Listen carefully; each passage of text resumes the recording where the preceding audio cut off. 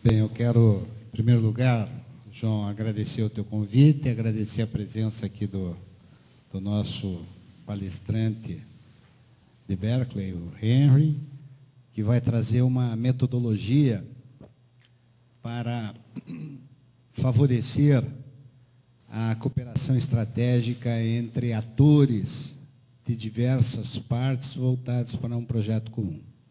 Eu acredito muito que inovação passa por isso, passa por cooperação estratégica. E aqui no Brasil, nós temos assim um grande potencial para isso e, ao mesmo tempo, temos um grande obstáculo. Eu acho que o grande potencial é essa facilidade que nós brasileiros temos de conversarmos entre si, de fazermos coisas juntas. Isso eu acho que é até uma vantagem competitiva que o Brasil tem. Mas, de outra parte, nós temos uma outra desvantagem. Esse é um traço cultural do Brasil, mas nós temos um outro traço cultural que conspira contra isso, que é assim uma inclinação muito forte para a improvisação, a falta, digamos assim, de valorização apropriada de metodologia, de métodos, e especialmente essa presença sufocante da burocracia, não é? Que atrapalha e muito a cooperação.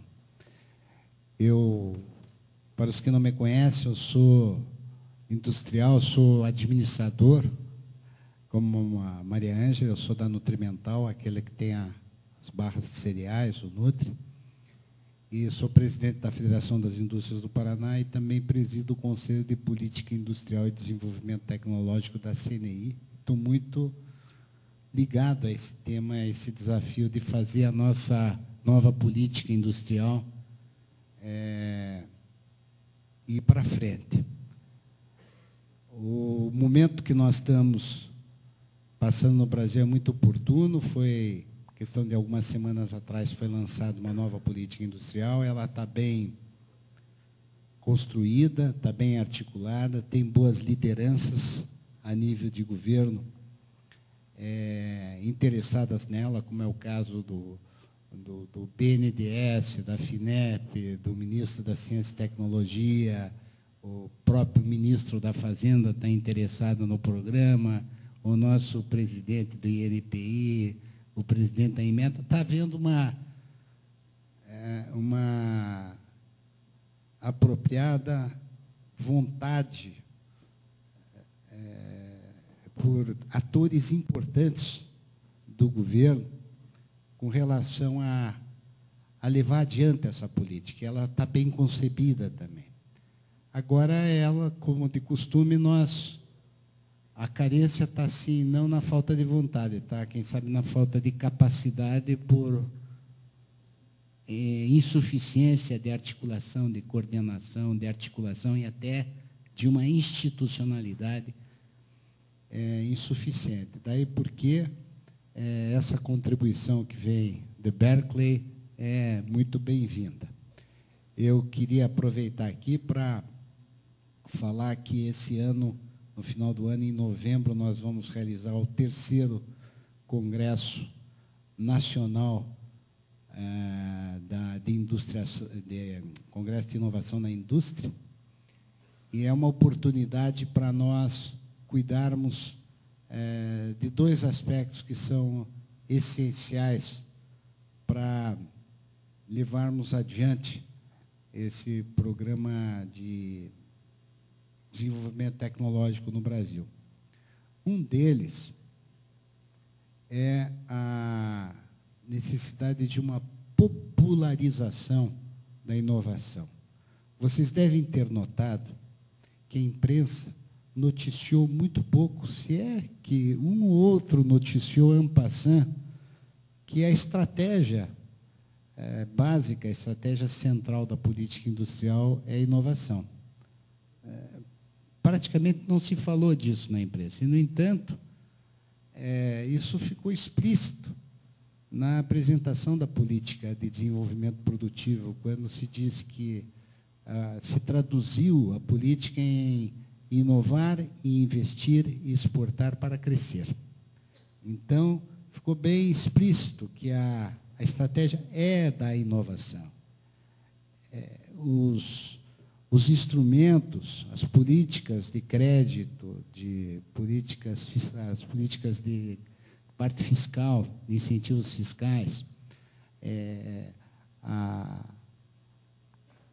a movimentação que está acontecendo dentro do BNDES, dentro da FINEP, dentro do Ministério de Ciência e Tecnologia, dentro da BDI, do INPI, do Inmetro, enfim, toda a parte está se voltando para valorizar e procurar identificar o que tem de inovação nos novos investimentos. O estímulo é nesta direção. E, no entanto, a imprensa não percebeu isso.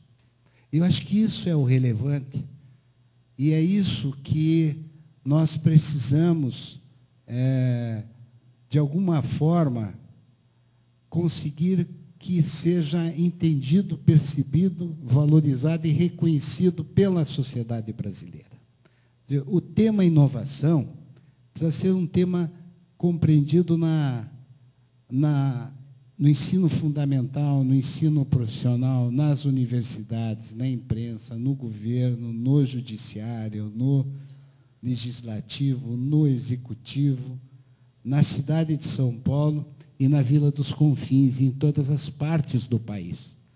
Porque é muito difícil ser uma empresa inovadora num contexto conservador, ou num contexto... Então, essa questão, acho que é uma questão muito importante, que a gente tem que levar em conta.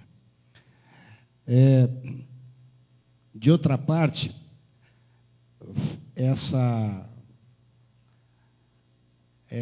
o outro desafio é essa questão das redes,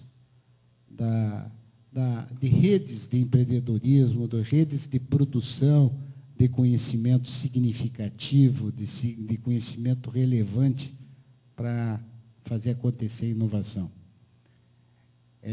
Nós podemos fomentar em muito isso, João Furtado, né? E temos que fomentar. Eu acho que essa é uma... aqui no Brasil, nós temos um ambiente cultural propício a isso. Então, na medida em que possamos identificar algumas estratégias que favoreçam com que, por exemplo, a universidade passe a conversar com as empresas, ou as empresas e